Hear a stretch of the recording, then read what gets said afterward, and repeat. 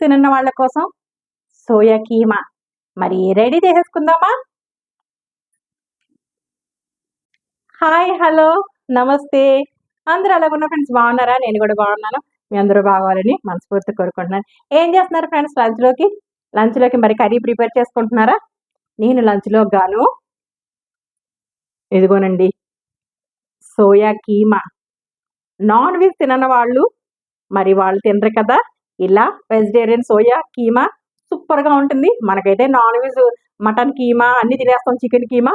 మరి తినని వాళ్ళ కోసం వెజిటేరియన్ కీమా మరి తయారు చేసేస్తాను. ఇంకో విషయం చెప్పాలి మీకు, ఈ వెజిటేరియన్ కీమా ఎక్కువగా మా అత్తయ్య గారి రెసిపీ అండి. మా అత్తయ్య గారు ఎక్కువగా కీమా చేశానని మాకు వేసేవారు ఎక్కువగాను.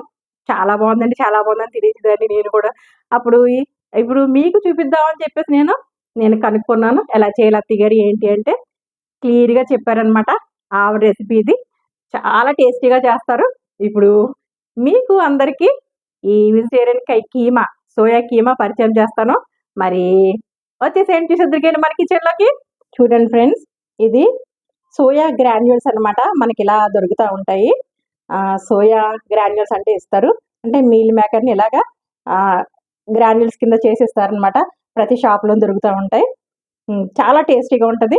ఇలాగ కర్రీ చేసుకుంటే కనుక సూపర్గా ఉంటుందన్నమాట. మరి ఇప్పుడు సోయా కీమా తయారు చేసి చూపించేస్తాను మరి మీకు. ఇప్పుడు కొంచెం హాట్ వాటర్, కొంచెం వేడిగా ఉన్న వాటర్ తీసుకొని ఈ సోయా గ్రాన్యూల్స్ మనం ఇందులో వేసి నానబెట్టేసుకుందాం. ఒక 15 నిమిషాలు పూర్తిగా నానాక అప్పుడు మనం నెక్స్ట్ ప్రాసెస్లోకి వెళ్ళిపోదాం. నానబెట్టేసుకుందాం. స్టవ్ వెలిగించుకున్నాను ఫ్రెండ్స్. ఒక పాన్ పెట్టుకున్నాను. ఇదిగో 4 టేబుల్ స్పూన్స్ ఆయిల్ వేసుకుంటున్నాను. ఆయిల్ హీట్ ఎక్కింది. 2 యాలకులు, 2 లవంగాయలు, బిర్యానీ ఆకులు చిన్న చిన్న 2 ఆయిల్లో వేసుకుందాం. ఒక పెద్ద సైజు ఉల్లిపాయని చిన్న చిన్న ముక్కలు కట్ చేసుకొని, అలాగే 4 పచ్చిమిరపకాయలని పొడవుగా చీరుకొని ఇప్పుడు ఆయిల్లో వేసుకొని వేపుకుందామండి. మంచిగా కలర్ వచ్చే వరకు ఇలా వేయించుకుందాం. ఉల్లిపాయలు బాగా వేగినాయండి. ఇప్పుడు అల్లం వెల్లుల్లి పేస్ట్ 1 టేబుల్ స్పూన్ వేసుకోవాలి. వేసుకొని పచ్చివాసన పోయే వరకు బాగా కలుపుకోవాలి. అల్లం వెల్లుల్లి బాగా వేగింది. ఈ టైంలోనూ ఒక పెద్ద సైజు టమాటాని తీసుకొని చిన్న చిన్న ముక్కలు కట్ చేసుకొని అవి కూడా వేసేసుకొని మంచిగా వేపేసుకుందాం.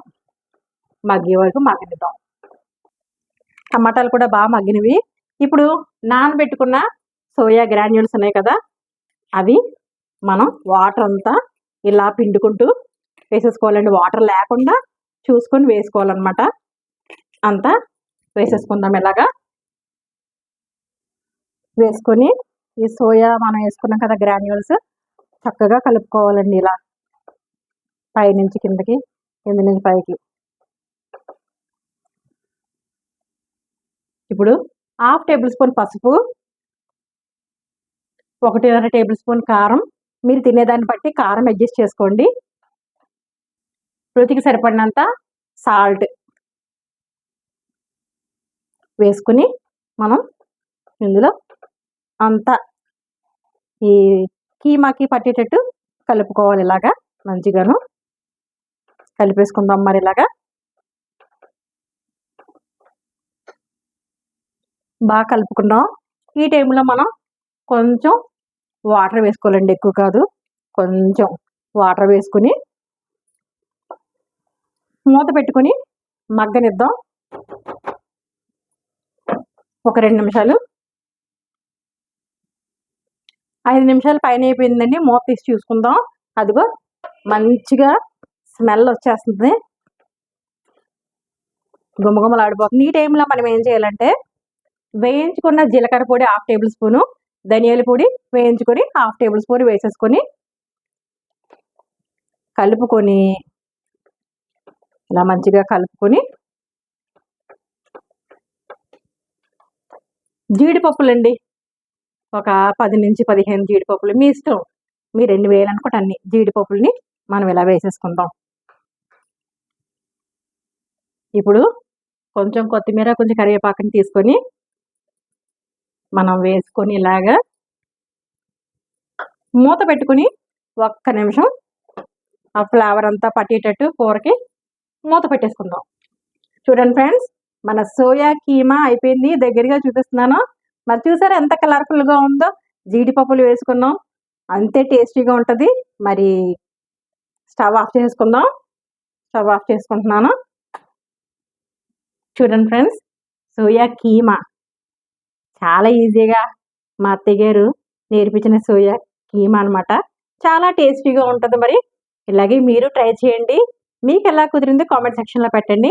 అంతకన్నా ముందు ఫస్ట్ టైం కనుక నా ఛానల్ చూసినట్టయితే లైక్ చేయండి, షేర్ చేయండి, సబ్స్క్రైబ్ చేసుకోండి. పక్కన బెల్ సింబల్ టచ్ చేయండి. ఆల్ అని వస్తుంది. ఆల్ కూడా టచ్ చేసినట్టు నేను పెట్టిన ప్రతి వీడియో నోటిఫికేషన్ రూపంలో వస్తుంది. మరి చేశాక టేస్ట్ చేయాలి కదా, మరి వంట చేశాక టేస్ట్ చేసి చూపించాలి కదా. మరి మీకు చాలా బాగుంటుంది, నాకు తెలుసు. సూపర్గా ఉంటుందండి. వేసుకొని జీడిపప్పులు అన్నీ వేసుకున్నాం కదా. ఇంకా ఇది ఇలా చూస్తుంటే మనం చెప్తేనే కానీ సోయా కీమా అని తెలియదండి. మామూలు మటన్ కీమా అనుకుంటారు అందరూ. తినేస్తాను ఫ్రెండ్స్. మరి ఇదిగోండి.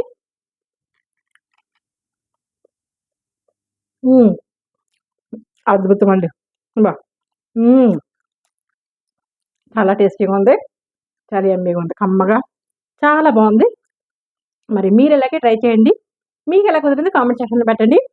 మరొక రెసిపీతో నేను కూర్చొని తినేస్తాను. మరొక రెసిపీతో మీ ముందుకు వస్తాను. మరి అంతవరకు బాయ్ బాయ్ ఫ్రెండ్స్.